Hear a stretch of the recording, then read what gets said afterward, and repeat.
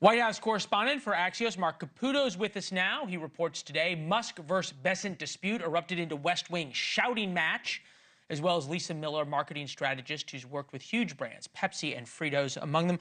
Lisa, have we ever seen a brand that has become so embroiled and defined by politics? I think this is probably the most divisive, just given where we are in the economy. But we've seen brands before, whether it's, Apple, when Stephen Jobs got let go and then he got brought back. But the political divide is immense right now. And I will say, I do research every month, and the shock and awe from the consumer fear in data I got just last week is shrinking a little bit. But yes, this is a probably unprecedented political divide relative to a product. Mark, deeply sourced inside the White House, how much of Musk's decision to take a step back, second only to spend more time with family as an excuse, is his fear over Tesla? I can't speak to that. What is pretty clear is he is coming to the end of his special government employee status anyway, so he was going to be phasing out. Doge has sort of come to the end of its mission of trying to find efficiencies. And in this argument with Scott Bessent, in the story I had written that you referenced, Bessent did accuse him of overpromising and under-delivering on budget cuts. So he is sort of leaving with less of a fulfilled or promised mission than he initially entered with. But yeah, Tesla and its stock price and those business problems are certainly weighing heavily on him. All right, so Lisa, you think about Teslas themselves. I drove one for a while. I enjoyed driving it, but they were built, and they were oftentimes at one point a status symbol, and Musk was a hero of wealthy suburban urban dwellers, office jobs, soccer moms.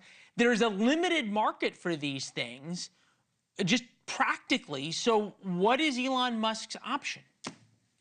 Well, I think we have to step back for a minute, is that when people bought into the idea of Tesla, they bought into the mission, which was an innovative, it's technology, it's helping the environment, and those needs are not going to go away.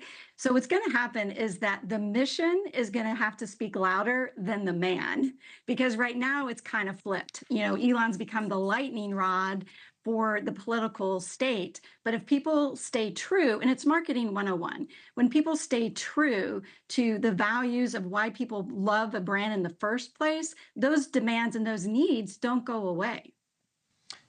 That's an interesting thought. Whether Elon Musk is willing to step back or not, who knows? He's often thought himself as the front man, the hype man, is the most important part of this. Here's Trump on Musk. Take a listen. He was treated very unfairly by I guess you'd call it the public, by some of the public, not by all of it. But I say he makes an incredible car, everything he does is good. But they took it out on Tesla. I said, whenever you're ready, I'd like to keep him for a long time, but whenever you're ready. Mark, you've covered Donald Trump for a long time. I've covered him since 2015. I have never seen Trump be as gracious or appearing to be as genuinely fond of a non-family member as he is of Elon Musk. He might be more fond of Elon Musk than some of his family members. Donald Trump is, let's face it, right? Donald Trump prizes money making. He believes finance and success are the highest pinnacles of status. And this is the richest man in the world. I think he still is, Elon Musk. In addition to that, Donald Trump kind of likes new cool things. He likes the idea of electric cars. And yeah, he had that weird riff about electric boats sinking in shark attacks, which we could go into another time when we have more time.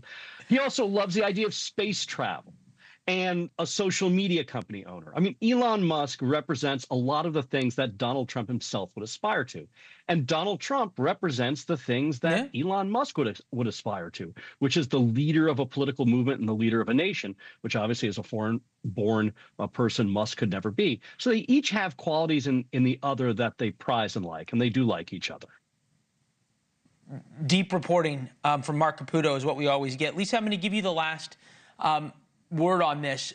Elon Musk and Donald Trump both have this feeling that they're their own best spokespeople and both representatives. I think what I'm hearing from you, and for anybody who thinks, gee, it would be good if Tesla survived because it employs 100,000 Americans and makes a good product, and what we said earlier about its effect on the American economy, the best thing might be for Donald Trump and Elon Musk to be quiet about it. I do believe that, and whether that happens or not, that is it. Yeah, good luck. But from a marketing view, honestly, there are senior executives that are founders that realize sometimes the best thing is to be quiet. And Elon is innovative. He is very smart, and I think he's got a good head from a business standpoint. So it'll be interesting to watch. But yeah. I believe that it's innovative. He is beyond innovative. So I think he could do it, and I'm cheering for him. See if he can invent his way out of this one. It's a doozy. Mark, Lisa, thank you both very much. We appreciate it.